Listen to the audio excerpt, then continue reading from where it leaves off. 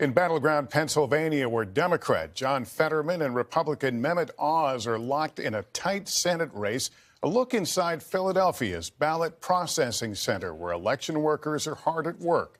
Rehema Ellis is in Philadelphia. And Rehema, you've got more on that last-minute change that will affect how fast votes are counted there.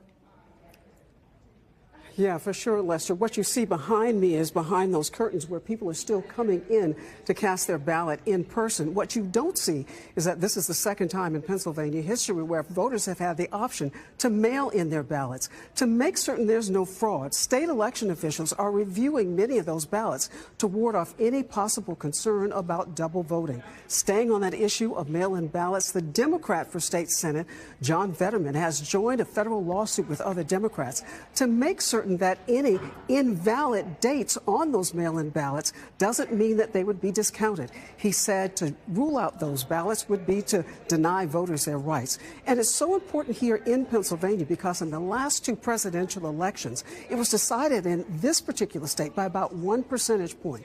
And here in Pennsylvania, there were nearly 1.5 million requests for mail-in ballots, and 70% of those requests came from Democrats. Lester? All right, Rehema Ellis, thank you. We've been keeping a close eye on any potential voting problems or irregularities across the country. Tom Costello joins us now. Tom, what are you seeing? Yeah, despite the threats of violence and intimidation, the FBI says it has not seen any significant problems so far.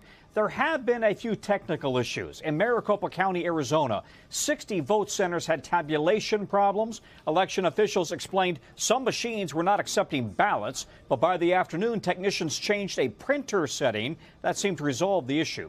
Another technical glitch with scanners in Mercer County, New Jersey. The clerk there says all ballots will instead be scanned at election headquarters. And in Tulsa, 30 to 40 voters were not given ballots for one race this morning. Some poll workers were then sent home. The sheriff is investigating whether anybody intentionally tried to impede voting. You know, there are always some election hiccups, but so far, today's hiccups seem rather minor and isolated, Lester. Tom Costello, thanks.